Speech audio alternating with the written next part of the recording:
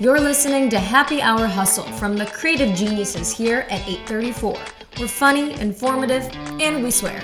We talk all things marketing, communication, small business, plus we offer up hot takes on our industry and whatever else we feel like talking about. So, grab your drink of choice. It's always 5 o'clock at 834. And crank it up. If you haven't been following the latest with the Earned Sick Time Act, or ESTA, it's been the bane of every small business owner's existence in Michigan. There's just been a lot of confusion and lack of planning when it comes to how this has been rolled out, and a lot of remaining pushback in Lansing, which has caused question marks for business owners that are just trying to remain compliant with this or be compliant with this. So we wanted to bring in an expert to help out those business owners, which is why we brought in Lisa Cooper, who's the Chief People Officer with Cooper People Group. They help businesses with all their HR needs. Kim and I talked to her on Happy Hour Hustle to provide small business owners with strategies and advice to get through this complicated time with ESTA. Here's our conversation. Well, welcome everyone to Happy Hour Hustle. It's been a little bit since I've been hanging out. You've been stuck with Maddie, if you will. Just kidding. Maddie's fantastic. So you already heard who we're welcoming on our show today, Lisa Cooper, one of my favorite people. She is involved with the Small Business Association of Michigan with me. She's also obviously a small business owner, which I kind of want to start there. So we'll in a second, we'll start there because you, not recently, but yes, not just started, but I mean, you're on this journey. And you've been crushing it and blowing up. But anyway, first I'm going to ask the most important question of the of this podcast, which is, what is your favorite drink? Oh, we're going with the heavy questions first. I love it. Right? So I'm going to answer two. Cocktail. I'm a big fan of a Colorado Bulldog. Okay, what is that? Yeah. So it's so good. It's bananas good. It is Kahlua, cream, and a splash of Coke, or whatever your favorite pop like beverage, Diet Pepsi or whatever that is, for a little bit of fizz. So it's super delicious. It kind of reminds me of like a root beer float without root beer, but it's like more coffee, which is funny. I don't drink coffee. It's pretty good. But for like average run of the mill, like a nice sparkling rosé, you can never go wrong. Light, refreshing, a little bubbly, winter, summer, you can go. It's so is my ice red wine. I mean, you could drink it in the winter. You can drink it in the summer. It's very versatile. I mean, there you go. And you still always put ice in it. Somebody told me the other day that I'm obsessed with ice. Because, now, sometimes when you go to which by the way, overseas, they're not like this and they probably hate me. But, when you go to restaurants, they're just giving you like water with no ice in it. And I was like, what is this? What are you trying to conserve ice? I don't understand. Sometimes it's like room temperature water too. Yeah. Like, who wants that? Like, I don't know. They're trying to be fancy. I put ice cubes in my red wine too, Kim. So you're in good company. I know that we've talked about this before. I mean, not quite the quantity I do, but you do that. So that is also one of the reasons you're one of my favorite people.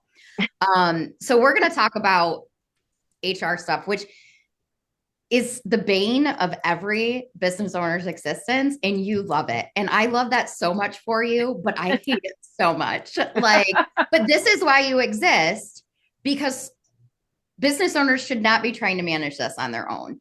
And I say this as somebody right now who's trying to navigate the Earned Sick Time Act. And I would like to run my head through the wall. So that's something, and I want you to give kind of an overview of, Cooper People Group, which I love the name. And I want you to then talk about obviously why you started your business. And then we'll kind of go into HR and you make HR fun, because I do think HR people kind of get a bad rap. I would say we're not regular HR. We're like cool HR. You're cool HR. To your point. Yeah. Because you're right. HR is one of those things that keeps CEOs and small business executives up at night. I'm in a CEO roundtable through our local chamber here, and we get together once a month and we talk about issues, and there's usually 4 or 5 issues. And I swear every single time, all of those issues are something related to people or talent or culture, compliance, compensation, whatever the people is, but that's the thing that most of us, keeps us up at night. So most of our clients, they didn't start their business because they wanted to be an HR expert, right? That's not what they're passionate about. You don't even think about it. You're not even thinking about hiring people when you start your business. You're just like, woo, let's do it. And then you're like, exactly. Oh my God, people. Yeah. Oh my gosh, people. So that's why we exist. So I just a little history on our organization. I started the business actually a bit by accident back in 2021. I started saying yes to helping some folks in our community and my network with some of their HR questions and projects. And within 6 weeks, I had 6 clients, and that was 3.5 years ago. We just served our 150th client. 101 of them were in 2024. We are just really, really having a great time helping organizations gain confidence and competence and all the things related to people and help them strengthen that HR component of their business, their strategy, their structure, their HR team. So it's perfect solution for organizations that don't have an HR person or team, or they're in transition. They need some interim support, or that current HR team just has limited capacity or bandwidth to pull off one of their major people priorities. So that's the space we find ourselves in. Our team now, we just hired employee number 13. So to your point, I also am a small business owner and I get it. It's interesting though. Now I'm like, oh, I have to do all the things I tell my clients to do. Yeah. Uh-huh. So I get it, including comply with ESTA, which I just figured out and rolled out our new policy yesterday. I'm getting ready for what's coming down the pipe. So Oh my gosh. Yeah. Cause I was like, so give people an overview of ESTA, which we will call it ESTA as Earned Sick Time Act. Give yep. people like I don't know, a 10,000. I mean, we'll get into some of it, but just, Yeah. What is it? Right now, there's nothing required by the federal government in terms of paid sick time or vacation time. Largely, it's been left up to each individual employer, although over the last decade, states have started to come out and say, hold on a minute, we really should be providing something for paid leave, sick time, medical leave, things like that. So Michigan is keeping up with the rest of the states that have done this. There's been, New York has done this for a long time. California's done this for a long time. Many, many, many other states. And I think we're going to see this continue to happen across our country because many believe it's a do they do it better than Michigan? Oh, we're going to be in the first place in terms of if ESTA stays the way that it is. So this Earned Sick Time Act, which basically says employees will get 1 hour of paid sick leave for every 30 hours that they work. Yep. So that's the long and short of it. And there's all kinds of detail, the devil's in the details, I like to say, which philosophically, I'm like, sure, it makes sense. We should provide some of those things. Most business owners are doing it anyway. Actually, most businesses are doing above what that is anyway. Mm-hmm. People are walking in with, 2 weeks of PTO as a start, right? That's sort of the minimum. And not every, like retail, restaurants, right? Like there's some different things when you're working with different demographics, but many organizations have some level of benefit in that regard anyway. But there are all kinds of really interesting things with how this law was written, how it came into fruition, and where it stands today. And I know our House, the House and the Senate are working on a couple of bills. So I think a lot of things may come, hopefully there'll be some things that come clear here in the next 2 weeks. We'll see. Yeah. Yeah. So from a business owner perspective, you always love when the government tells you how to run your business. Sure. Now, and I will say, like, to your point, Lisa, there are some companies that just don't do it because they're not required to. So I do actually, from being a board member on SBAM and just in general, think like, there should be something that exists out there. I think right now, the way ESTA is written, it's confusing. Now they've been made very aware of this by, SBAM, the Small Business Association Michigan, where they're kind of educating like, okay, see, the way you have this written is going to incur a significant cost to, to businesses for enforcing it. And it's not the giving of the sick time because, a lot of us have that in place. It's the actual being able to report on it and the recording of it. And then, tracking, there's the accrual base and being able to track it separately from vacation and then also holiday. And so it makes it messy from an implementation perspective because also there's things that are very unclear. And that's what they're kind of working through now, which is the hard part when you're a business owner, because like we work on a calendar year. So this is being rolled out and we need to be compliant by February 20th, but we start the year January 1st. So you're dealing with like, okay, so we get this in place on February 20th, but technically it has to have been effective since January 1st. If I'm remembering that, if I'm interpreting that correctly. Yeah. So, well, it's interesting because to your point, there's never a one size fits all. Some Mhm. employers award vacation based on date of hire, not calendar year. Yeah. Some of it front load, some of them Yeah. earn as you go. So Yes. they just have to change their accrual. And maybe they're already accruing Yeah. at 0.033 or 1 divided by 30, once Yeah. Yeah. every hour, 30 hour, maybe they just have to do a, Yeah. increase that for their part-timers or their temporary folks. Cause that's one of the interesting things. Like right now in Michigan, we have the PMLA, paid medical leave act here in Michigan. And that requirement is already in place for Yeah. organizations that have more than 50 employees, Yeah. right? And so many employers are already doing what is largely required, but there's exceptions for Yeah. temporary folks, those interns, those seasonal folks, Mhm. things like that, where ESTA doesn't provide that same level of coverage. So, there's definitely not a one size fits all. Yeah. Employers are having to really go through line by line with ESTA's requirements and figure out, am I compliant or Yeah. no with the way my policy is currently written? Because to your point, some people, they start their vacation or sick or PTO starts over on January Yeah. 1.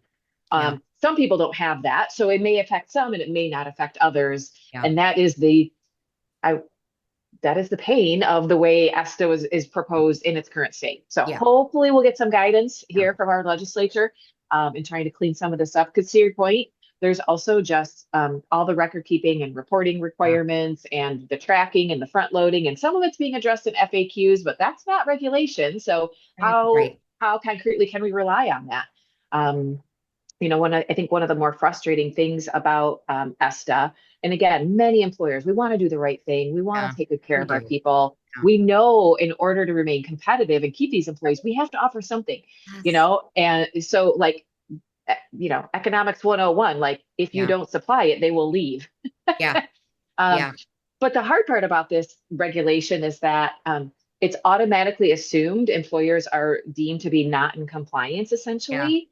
Mhm. Um, It you assumes know, the worst of the business owners, really. Absolutely, absolutely. When that's never our intention No. is to like, how can we take advantage of our employees? Like Yeah. nobody ever leads I with think that. that every day.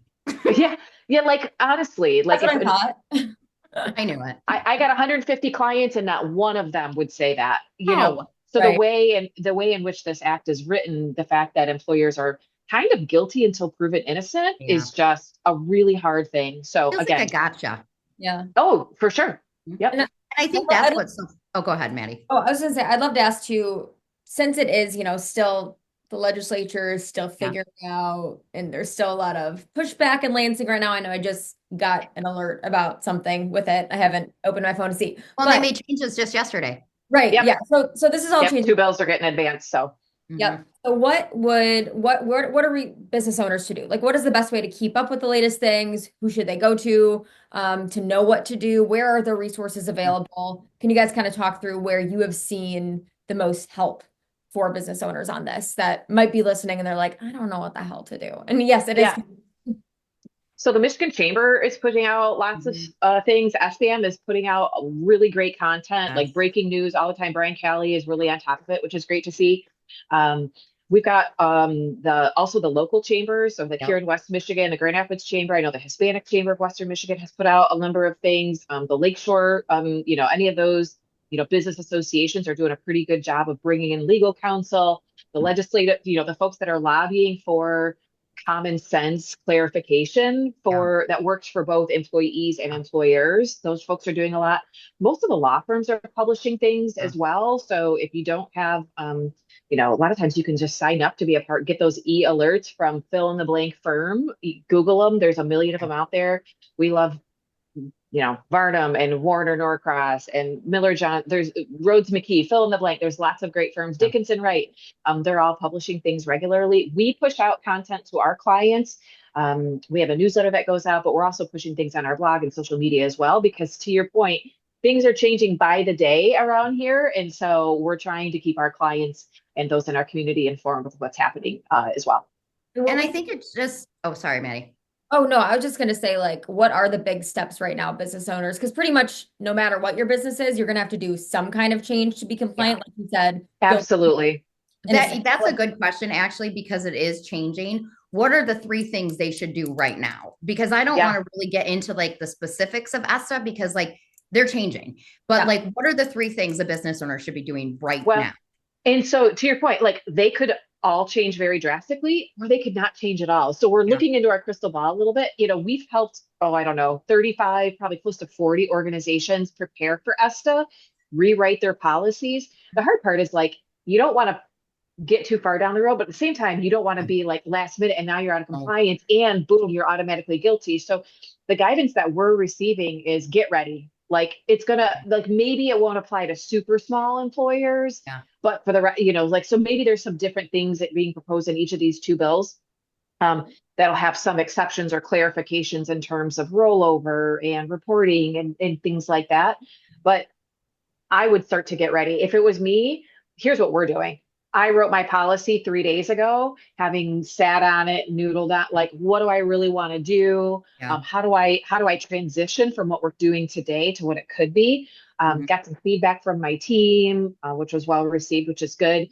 The next thing I need to do is I need to get a hold of my payroll company where I'm awarding and tracking and requesting and approving all of that PTO to make sure that that's going to be ready. As well, because I can't expect to call them on February 19th and say, okay, I want to redesign my whole PTO sick vacation program. You got it? Because they're going to laugh at me. And then I'm going to have to like try to, you know, unfix the thing that I should have done.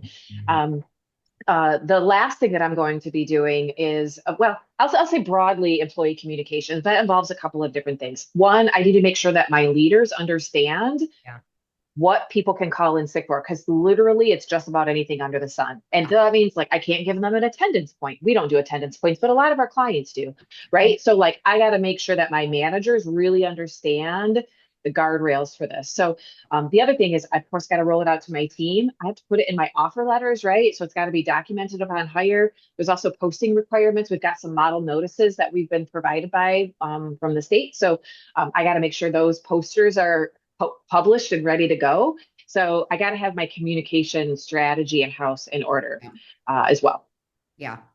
And I think too, like, it's one of the reasons like you exist. I mean, you know, right now I'm trying to navigate this and, you know, we use a payroll system, but we're the ones that go in and like change the things on the back end. And so it makes it like, you know, you feel like, it already feels like there's a lot of gotchas out there for business owners.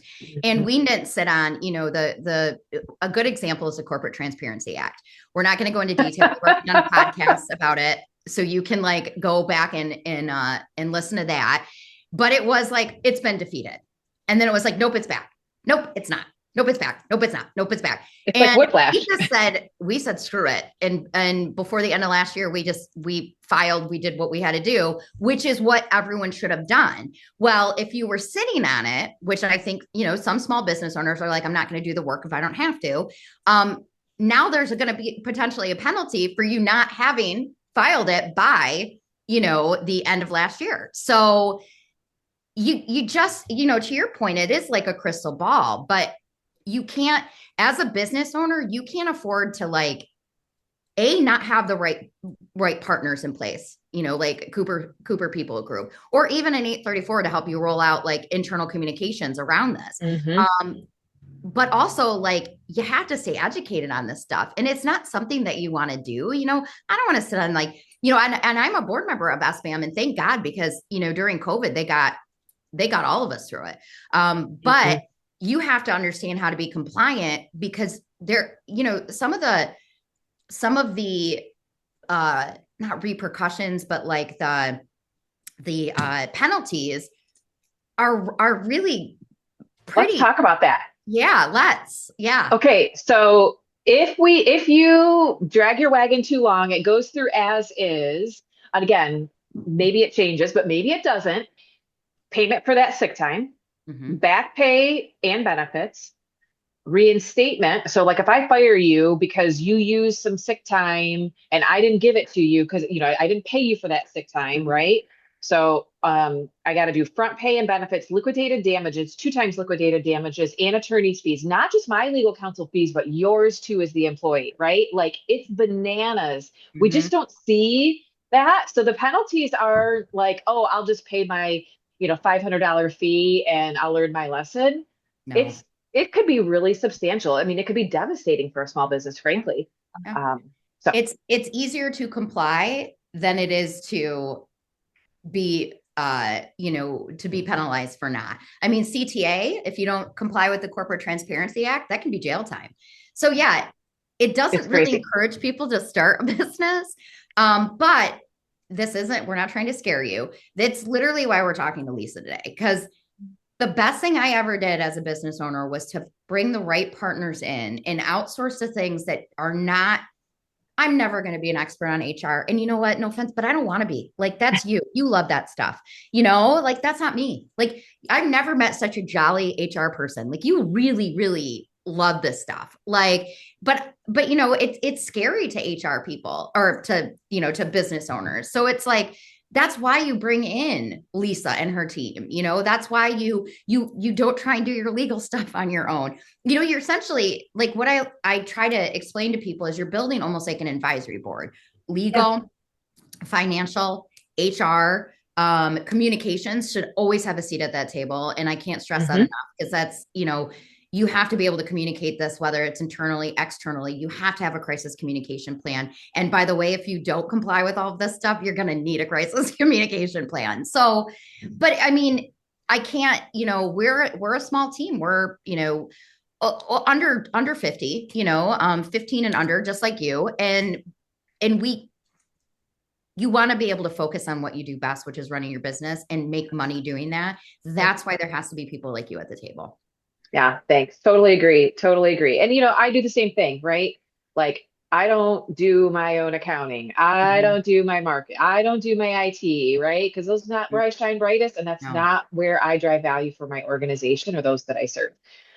We got to learn to stay in our lane and wave the white flag and ask for help from the experts that can do it, especially on that fractional basis, right? Yeah. Like you guys do the Oh, same thing, you yeah. know? I mean, I've been trying to do our own IT, and I locked everybody out of our share, our drive. Nice, So that's nice work, Kim. fantastic. Yeah. Tried to show people in the team meeting what I've done, and no one could access it. So I'm Like, look killing at it. this. I'm going to explain it. And it goes, Yeah. And then I was like, nope, no access. Nobody has access. Don't know what I did. Gonna try and undo it now. So, but I mean, that's just a good point. Like, I should not be doing that stuff. I'm gonna cause more damage doing that stuff than, just paying somebody to do it. Like, and there are good fractional. We have a fractional CFO.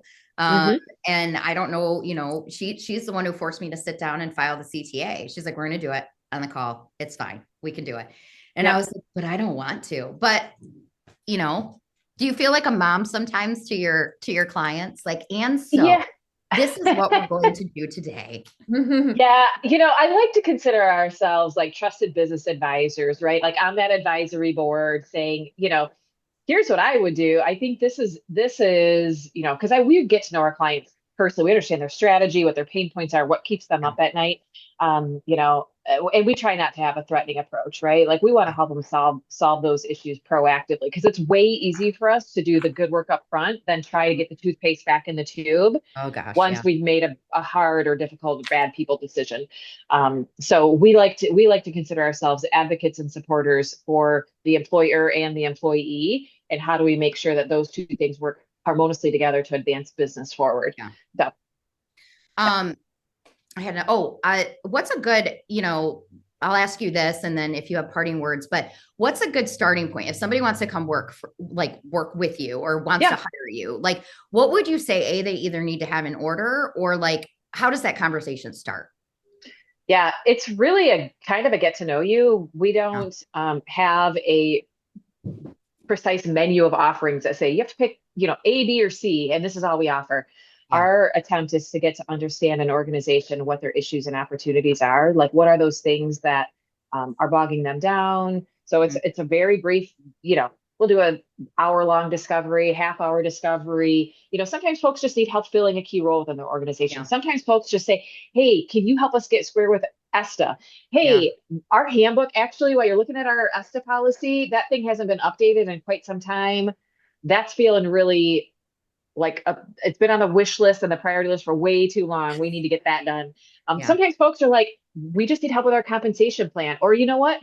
I want somebody to own all of this and just be a fractional member of our leadership team and sit in that HR seat and come to our quarterlies or come to one monthly meeting a month and be the voice of the people from a strategic perspective. And so, really a simple phone call with me or one of our senior consultants will help you uncover. We'll ask you some thought-provoking questions just to make sure, we're focused on the most important thing. Sometimes that leads to, a project or some hourly work or a long-term partnership. Sometimes it ends up in like, we need to really come in and look under the hood and make sure that you're not missing something from a compliance perspective, because sometimes folks may call us in for, some interim leadership for HR on their team, or, help them get through open enrollment and performance review cycle and end of year budgeting for compensation adjustments. Right.